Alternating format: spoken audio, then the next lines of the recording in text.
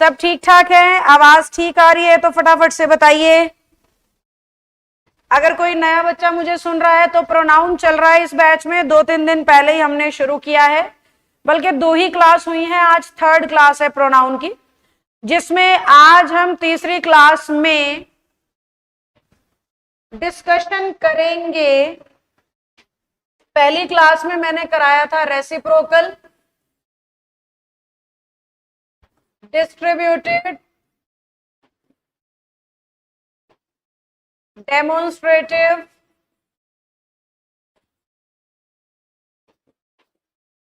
और पॉसेसिव, ये 4 किए थे हमने। फिर हमने शुरू किया, कल हमने किया इंडेफिनेट, इंटेरोगेटिव, और मैंने आपको करा दिया इंडेफिनेट और इंटेरोगेटिव के अलावा कंपाउंड इंटेरोगेटिव। आज का टारगेट प्लान कर लेते हैं बेटा। आज मैं आपसे डिस्कस करना चाह रही हूं रिफ्लेक्सिव, एम्फेटिक, 4 और 3 7 8 9 10 11 2 टाइप हो रहे हैं, इसके अलावा पर्सनल और रिलेटिव, ये 4 हमारी रहती हैं। तो मैं ये मान के चल रही हूं कि आज हम ये दोनों कर लेते हैं और रिलेटिव कर लेते हैं। फिर कल का हमारा डिस्कशन हो जाएगा पर्सनल प्रोनाउन के बारे में। पर्सनल प्रोनाउन एक काफी बड़ी टाइप है, एक पूरी क्लास लगभग इस पे लग जाएगी। तो कल हमारा प्रोनाउन के कॉन्सेप्ट्स जो है वो कंप्लीट हो जाएंगे और हमारी प्रैक्टिस क्लास शुरू हो जाएगी। ठीक है, मैं बिल्कुल ठीक हूं? It's okay Shivam, that's fine बेटा। मैम रिकॉर्डेड क्लास में नाउन के नाम से ही आ रही है। अच्छा, प्रोनाउन का टॉपिक चल रहा है, आप क्लास का नाम नाउन लिख के डाल रहे हो।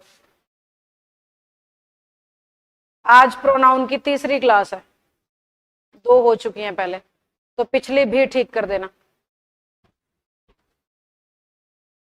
Oh, yes, Nirmala, I was missing you yesterday. Take rest, take complete rest, take care of yourself. First wealth is our health. चलिए, let's start now. Are you all ready? Say yes or no. क्या आप सब तैयार हैं पढ़ने के लिए? तो हम शुरू करते हैं। रिफ्लेक्सिव एंड एम्फेटिक, इनकी सबसे पहली बात तो ये है कि इन दोनों टाइप्स के सारे एग्जाम्पल या तो सेल्फ से खत्म होते हैं या सेल्फ से। जितने भी एग्जाम्पल्स हैं या तो उनके लास्ट में सेल्फ आता है या उनके लास्ट में सेल्फ आता है। इन्हें पहचानने का सीधा तरीका, अब सेल्फ या सेल्फ वाला वर्ड अगर वर्ब के साथ आए तो वो रिफ्लेक्सिव होता है, और अगर वो सब्जेक्ट के साथ आ रहा है तो एम्फेटिक होता है।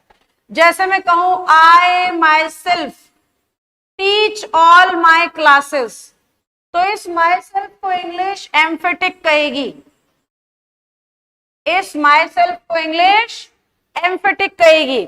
लेकिन अगर सेंटेंस बनाया जाए शी हैंग्ड हर सेल्फ, क्या सेंटेंस बनाया?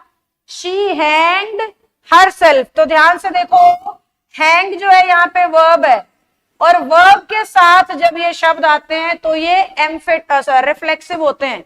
जब ये एम्फेटिक बनेंगे ना बेटा, सब्जेक्ट के बिल्कुल साथ आएंगे, एकदम चिपक के।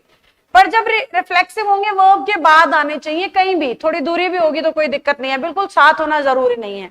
पर ये निश्चित है कि रिफ्लेक्सिव होने के लिए वर्ब के बाद और एम्फेटिक होने के लिए सब्जेक्ट के बाद। अब बात ये आती है कि मैम एग्जामिनर कैसे पूछेगा, पेपर में कैसे आएगा, क्वेश्चन कैसे बनेंगे? तो ध्यान से सुनो, इसके क्वेश्चन 3 बेसिस पे बनते हैं। बेस नंबर 1, बच्चे को यह पता होना चाहिए कि सेल्फ इंग्लिश में हमेशा सिंगुलर सब्जेक्ट्स के लिए लगता है और सेल्फ इंग्लिश में हमेशा प्लूरल सब्जेक्ट्स के लिए लगता है। जहां पे भी आप किसी एक की बात कर रहे हैं आप सेल्फ का यूज करें, जैसे मैं शी की बात कर रही थी तो मैंने हर सेल्फ लगाया, आई की बात कर रही थी तो माई के साथ सेल्फ लगाया, क्योंकि ये सिंगुलर सब्जेक्ट है। प्लूरल सब्जेक्ट होता तो मैं क्या लगाती, सेल्फ्स लगाती। पर इस कॉन्सेप्ट में भी बच्चे से कुछ गलतियां होती हैं। जैसे बहुत से बच्चों को ये नहीं पता होता कि अगर बर्ड की बात हो रही है तो बर्ड ही या शी नहीं होते, बर्ड इट होते हैं। और सिंगुलर बर्ड है तो क्या आएगा, इट सेल्फ आएगा। जैसे नेहा शी है, ऐसे ही गर्ल लिखोगे तो वो भी क्या है, शी है।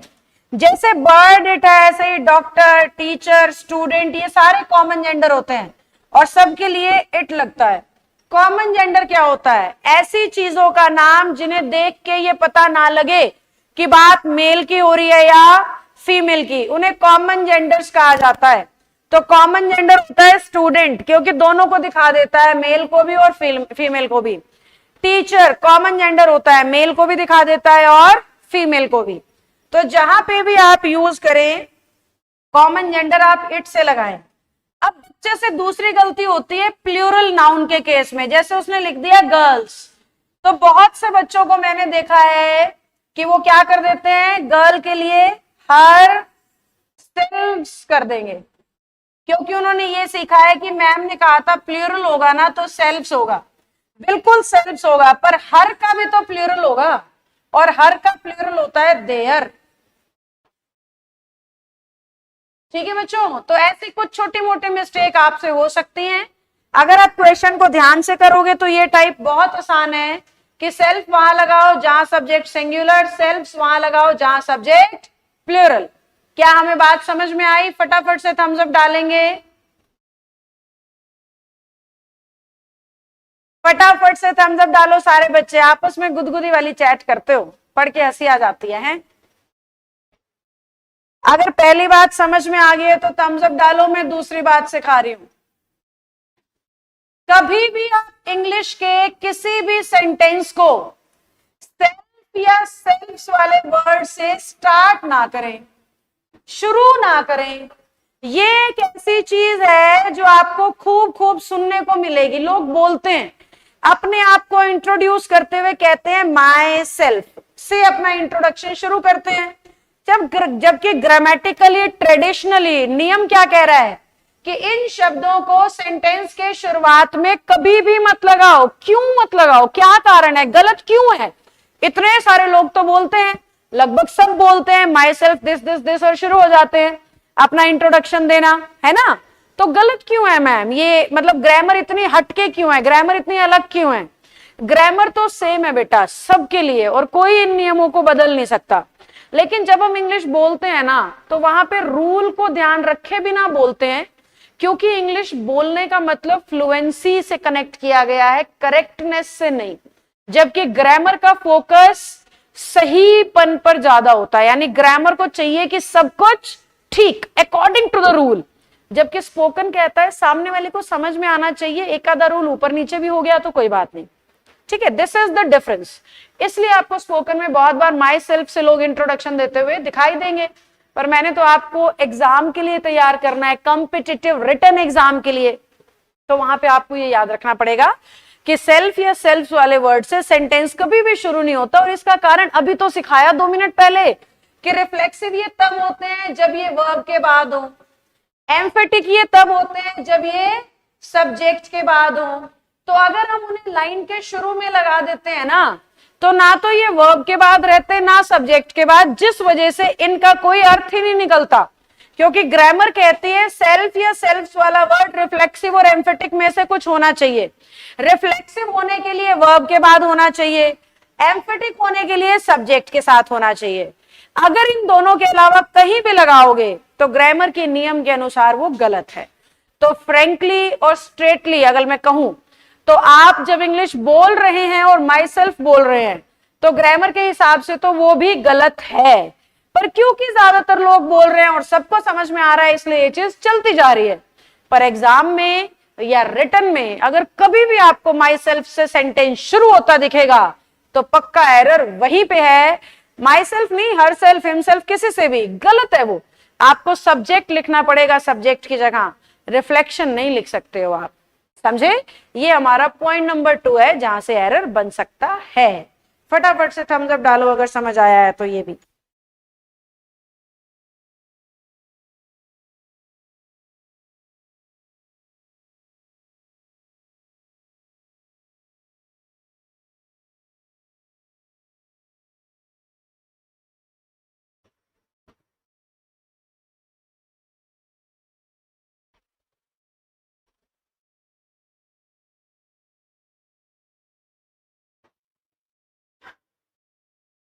ठीक है, अब आ जाओ पॉइंट नंबर 3, जो सबसे ज्यादा एग्जाम में काम आएगा। सबसे ज्यादा क्वेश्चन आपको पेपर में मिलेंगे रिफ्लेक्सिव और एम्फेटिक के, यहां से, तो ध्यान से सुनना। पॉइंट नंबर 3 कहता है कि इंग्लिश में कुछ वर्ब्स हैं, जैसे आस्क, अलाउ,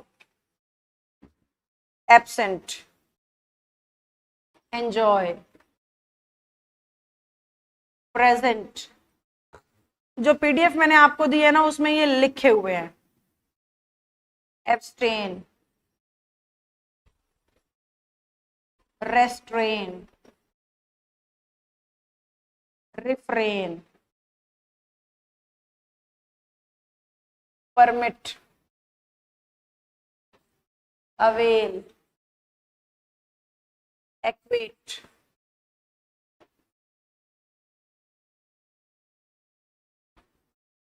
एक बार सभी बच्चे चैट सेक्शन में इन सारी वर्ब्स को लिखेंगे, इंट्रोड्यूस भी आता है इसी में। सभी चैट सेक्शन में लिखो।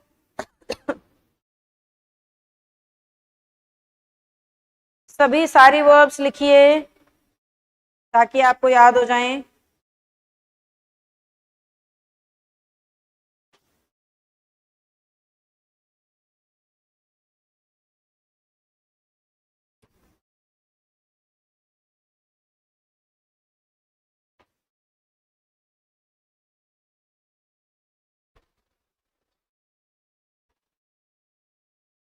यस, गुड गुड आशी। सबसे पहले आशी ने लिखा है, बाकी सब भी लिखिए। A to Z सभी बच्चे लिखो फटाफट से।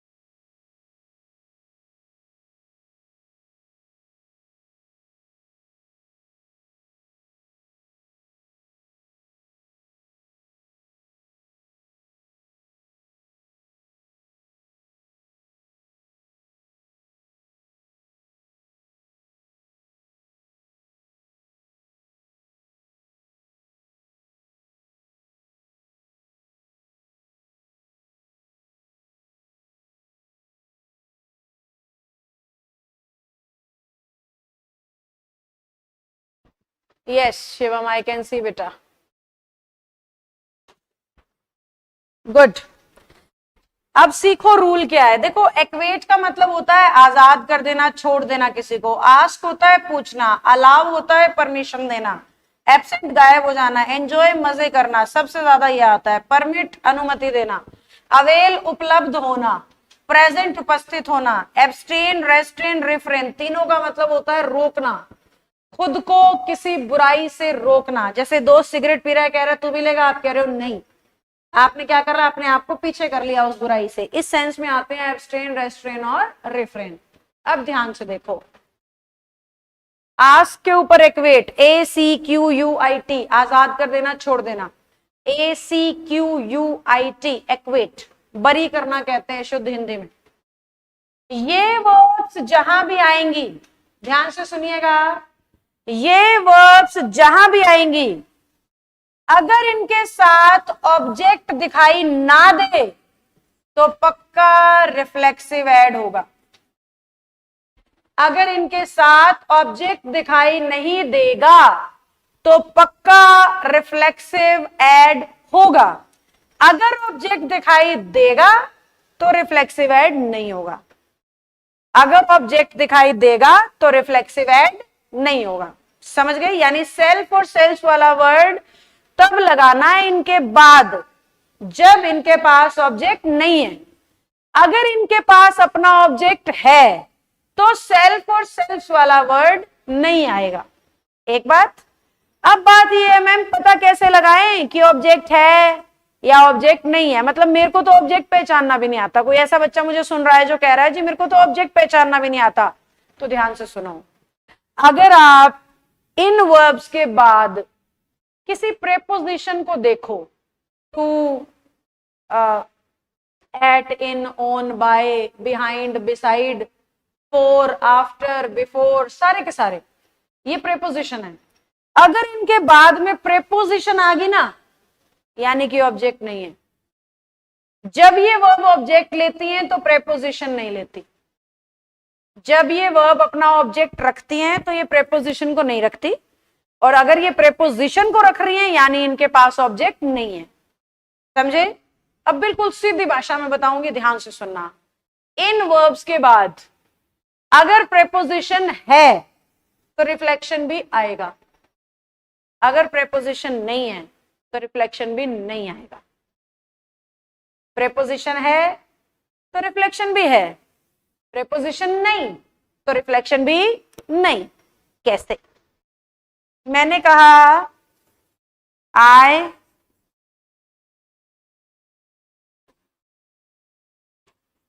enjoyed the party, I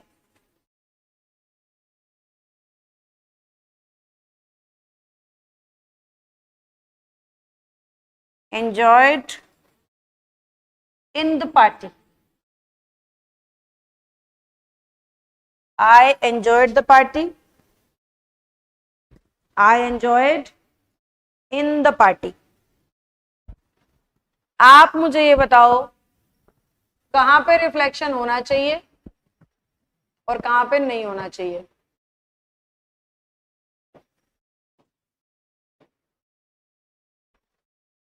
बताओ कहां पे सेल्फ वाला वर्ड ऐड करूं और कहां पे नहीं करूं?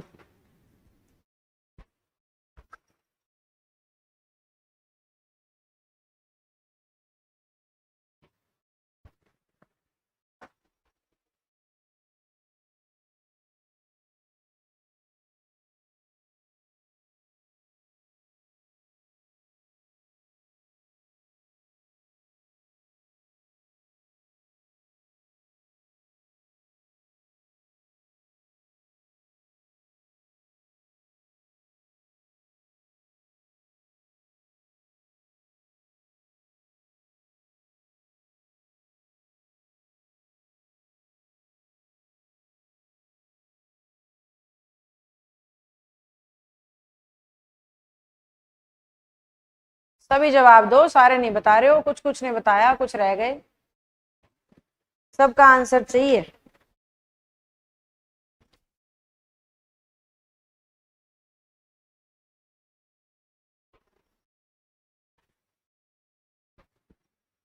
देखो यहां पे प्रेपोजिशन है यानी रिफ्लेक्शन भी आएगा।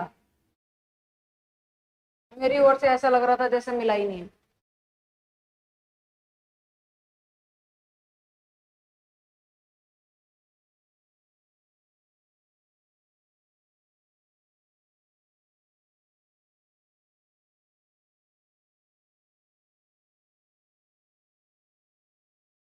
हाँ जी, यहां क्योंकि प्रेपोजिशन है इसलिए रिफ्लेक्शन होना चाहिए, माई सेल्फ। प्रेपोजिशन नहीं है तो रिफ्लेक्शन भी नहीं होगा। यानी पहला सेंटेंस सही है, आई एंजॉयड द पार्टी, दूसरा होना चाहिए I enjoyed my self in the party, I enjoyed my self in the party. समझे? आओ कुछ क्वेश्चंस दिखाते हो रिफ्लेक्सिव और एम्फेटिक के।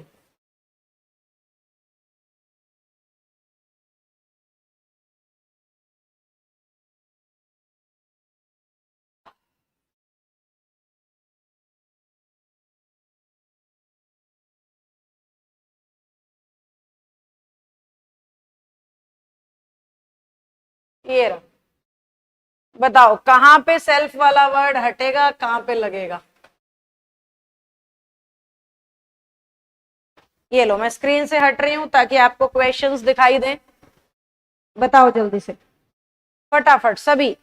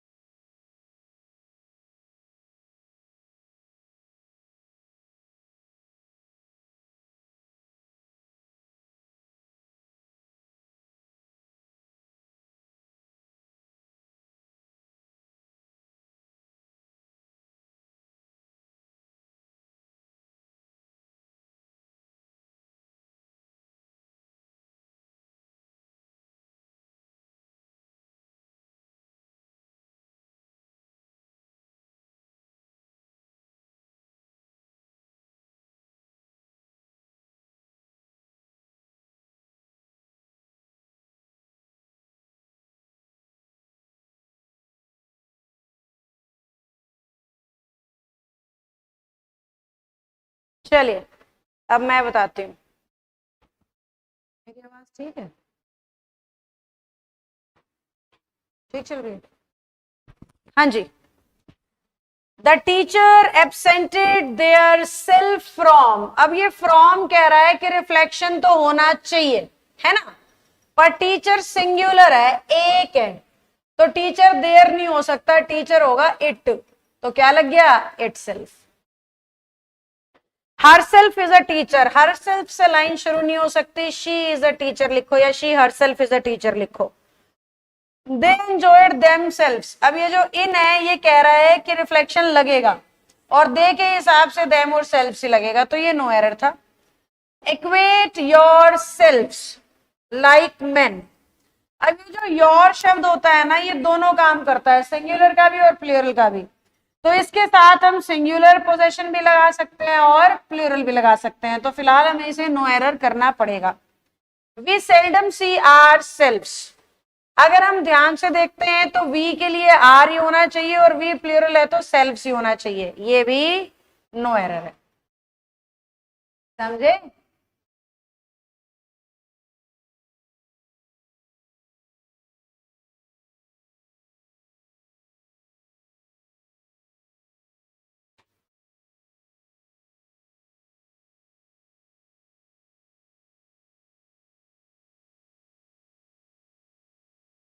इसमें अच्छा एम्फेटिक में है फिर वो, ये लो, यहाँ पे कुछ रिफ्लेक्शन की प्रैक्टिस हो जाएगी आपकी कि किस सब्जेक्ट के लिए कौन सा रिफ्लेक्शन आना चाहिए, बस वो करना है यहाँ पे। देखो किस सब्जेक्ट के लिए कौन सा रिफ्लेक्शन आना चाहिए, सही लगाया या गलत, चेक करो। किस सब्जेक्ट के लिए कौन सा रिफ्लेक्शन आना चाहिए, चेक करो।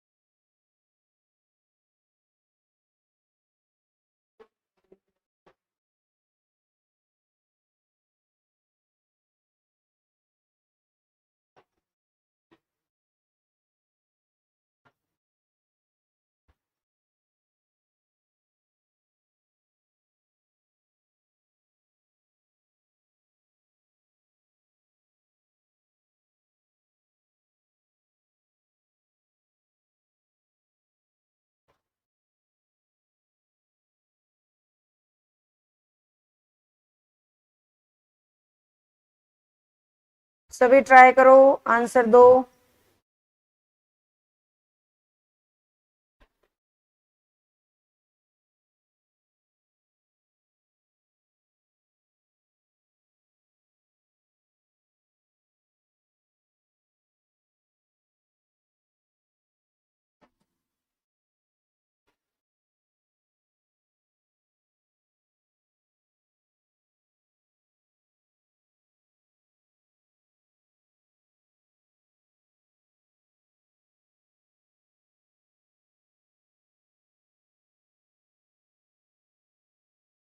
आओ,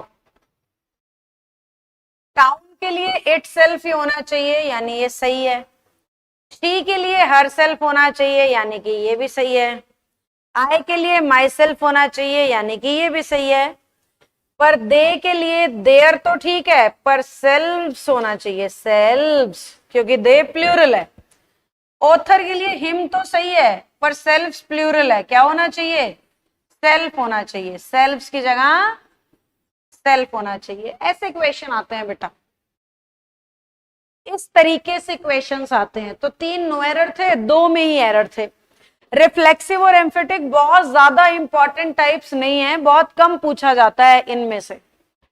अब अगर आप सबकी इच्छा हो तो या तो मैं रिलेटिव प्रोनाउन कराऊं शुरू, क्योंकि रिफ्लेक्सिव एम्फेटिक हो गया है, या फिर हम सिनोनिम्स कर लें 15-20 मिनट। बताओ क्या इच्छा है?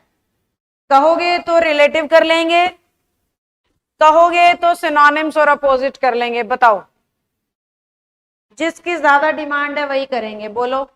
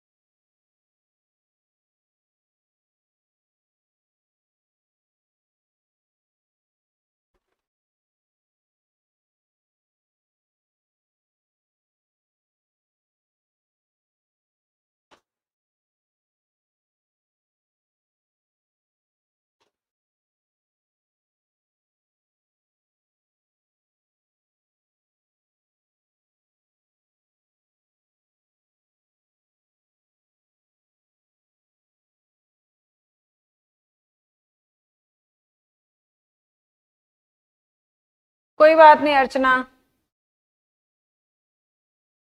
चलो।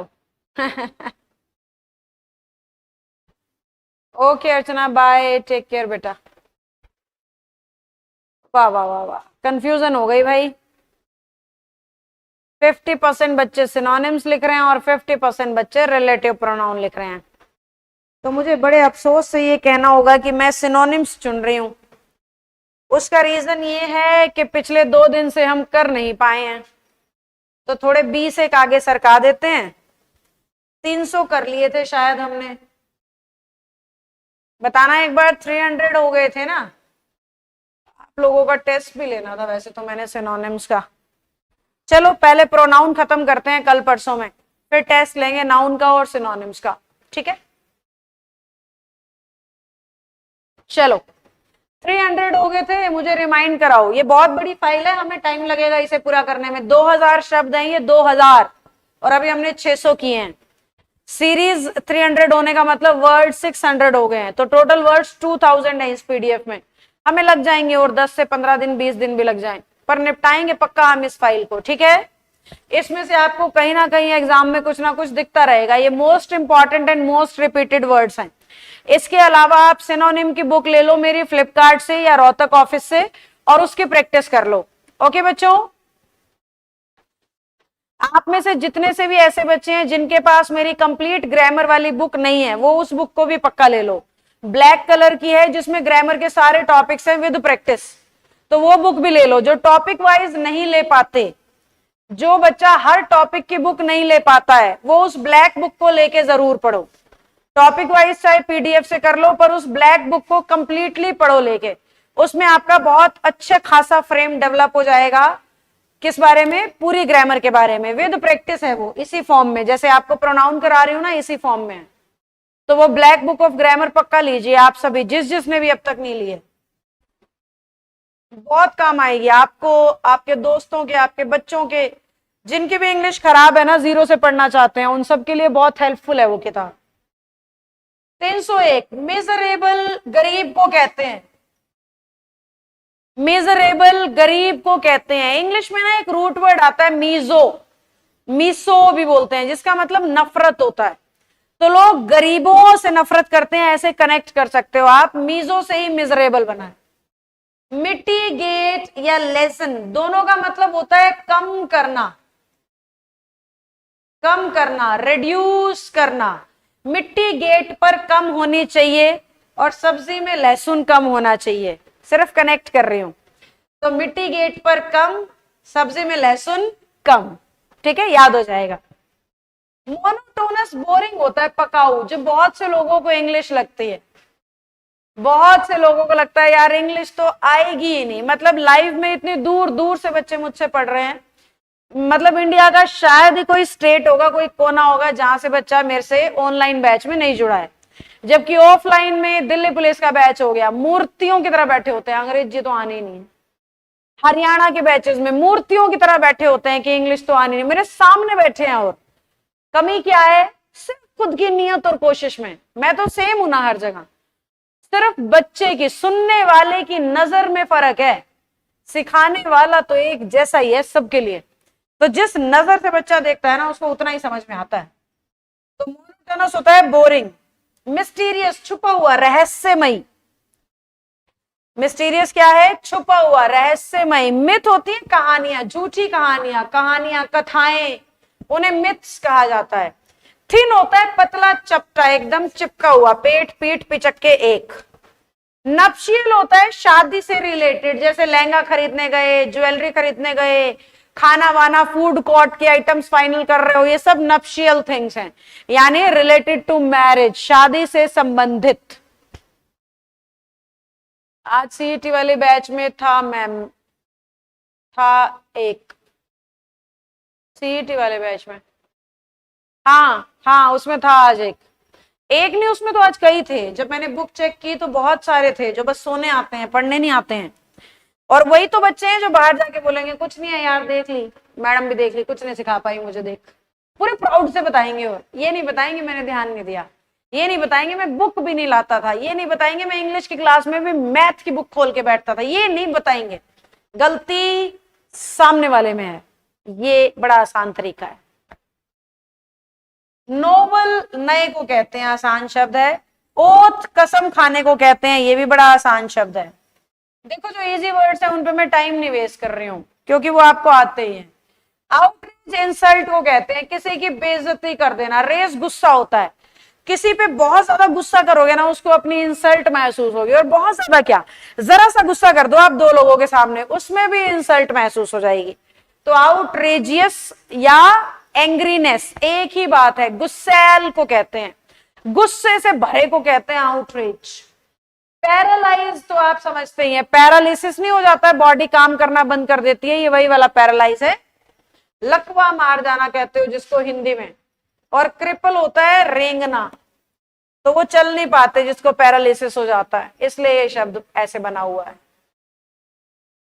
पथेटिक, दुखी को कहते हैं, बहुत बार कहते हैं दिस इज पथेटिक, यानी ये बड़ा दुखदाई है, ये बात बड़ी दुखदाई है। पथेटिक इज दुख।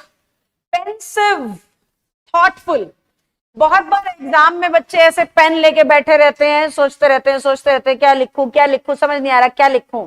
कॉलेज के पेपर याद कर लो, स्कूल के पेपर याद कर लो, कोई भी एग्जाम जिसमें आपकी तैयारी नहीं है, तो पेन आपको देख रहा है और आप पेन को देख रहे हो, लिख कुछ नहीं पा रहे, पर इसको पेंसिव, थॉट्स में डूबे हो, पेपर आता नहीं है। तो पेंसिव, थॉटफुल। विचाराधीन, विचारशील, कैसे भी समझ लो।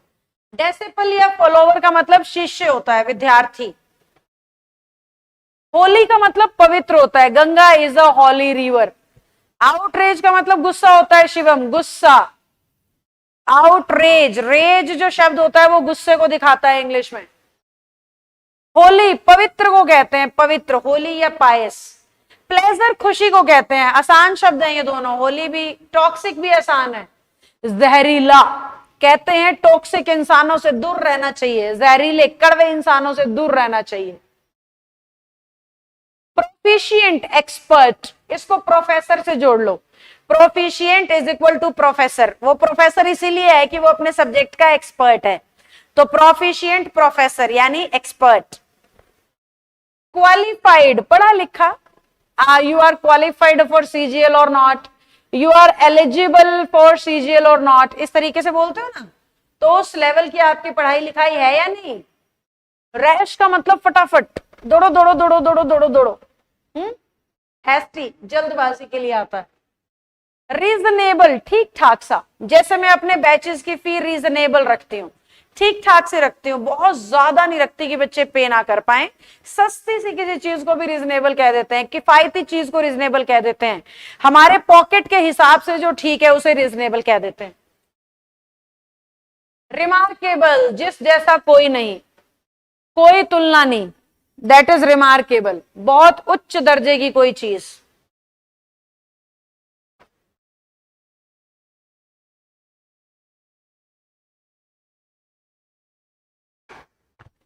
Thank you. राइवल, आप सब हो एक दूसरे के।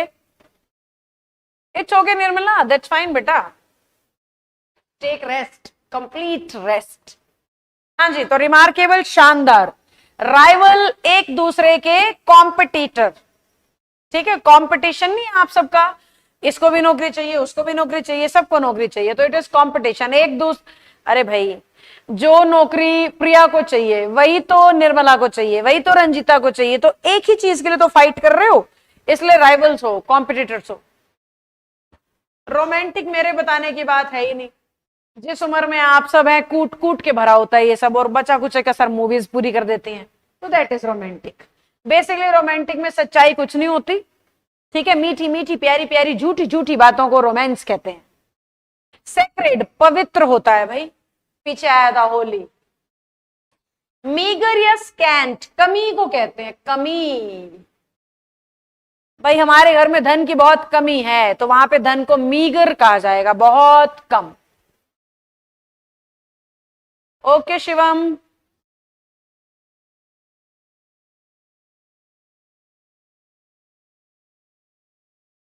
सीक्रेट, छुपा हुआ, एक शिवम वर्मा है, एक शिवम शर्मा है, तो मैं जब शिवम बोलती होंगी दोनों कंफ्यूज हो जाते होंगे क्या चल रहा है। तो मीगर कमी होता है, सीक्रेट छुपा हुआ कुछ। सीक्रेट क्या है, छुपा हुआ कुछ। शेम, कहते नहीं है शेम ऑन यू, क्या बोलते हैं, शेम ऑन यू, है ना, शर्म कर कुछ।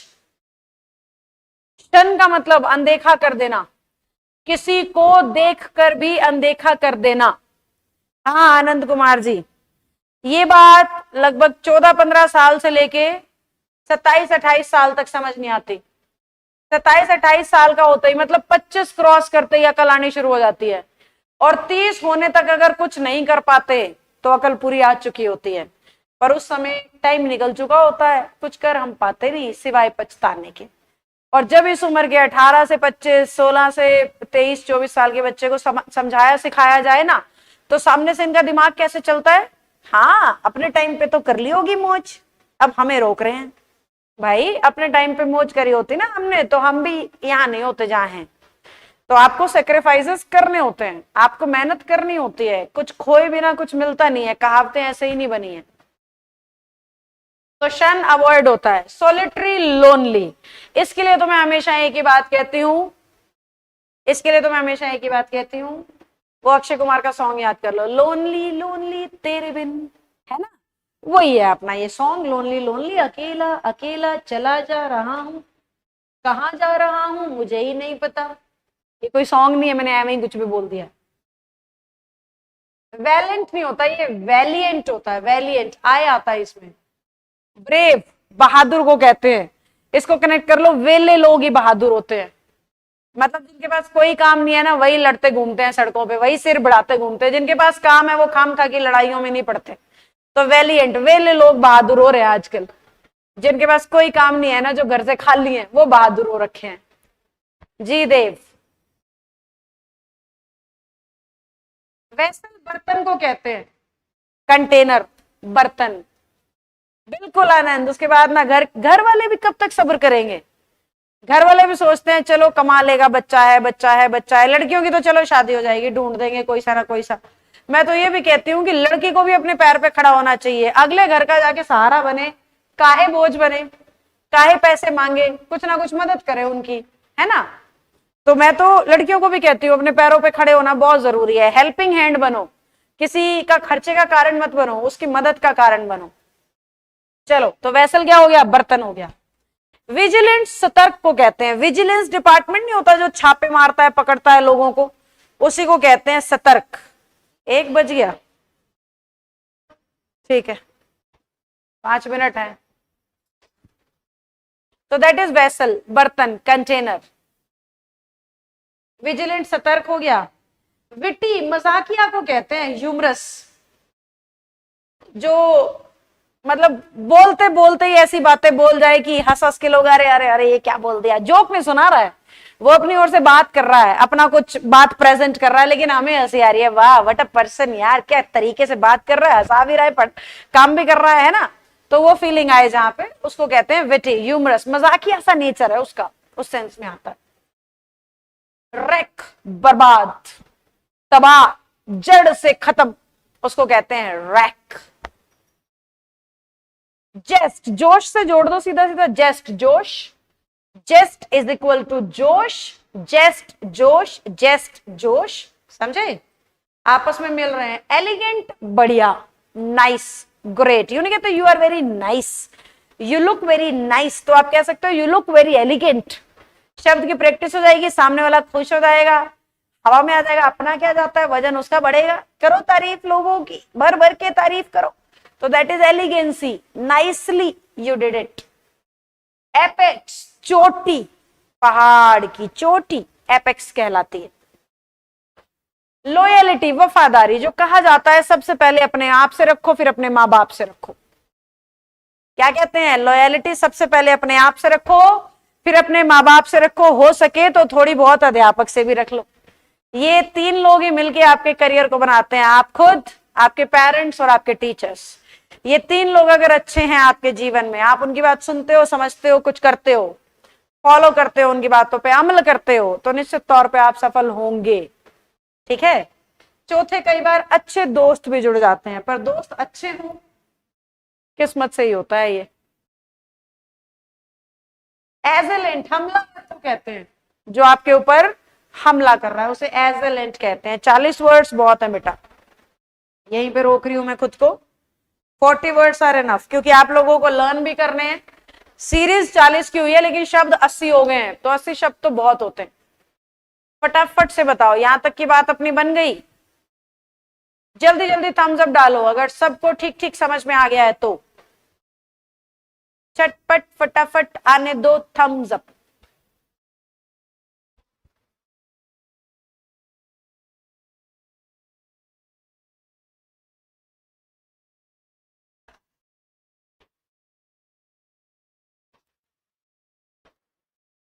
असिस्टेंट नहीं रंजिता, एजेलेंट। जी रितु देव, बहुत बढ़िया। शिवम शर्मा, गौरव शर्मा, आनंद कुमार, हाँ, हमलावर, एजेलेंट, हमलावर, हमला करने वाला।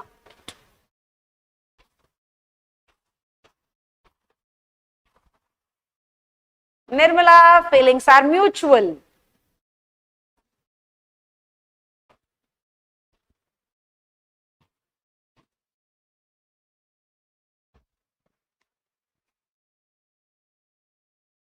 चलिए, कल मिलती हूं आप सबसे, खुश रहिएगा। कल और परसों में प्रोनाउन कंप्लीट हो जाएगा, कल और परसों में प्रोनाउन कंप्लीट हो जाएगा। फिर हम आपका नाउन का और सिनोनिम्स का टेस्ट लेंगे, तो अपनी तैयारी कर लो फटाफट से। मोस्ट प्रोबेबली फ्राइडे को हम प्रोनाउन निपटा के आपका टेस्ट ले रहे होंगे। तो अपनी तैयारी जारी रखिए, टेस्ट आपका तैयार करवा दूंगी मैं। तो मिलते हैं आपसे कल, तब तक के लिए बाय बाय, खुश रहिएगा। देव कह रहे हैं 50% समझ आया, रिकॉर्डेड क्लास देख लेना, कुछ परसेंटेज बढ़ जाएगी। हार मत मानना, चलते रहना, चाहे 10% समझ आए फिर भी सुनते रहना, एक दिन आएगा आप 100% भी समझोगे। बाय बच्चों, खुश रहना।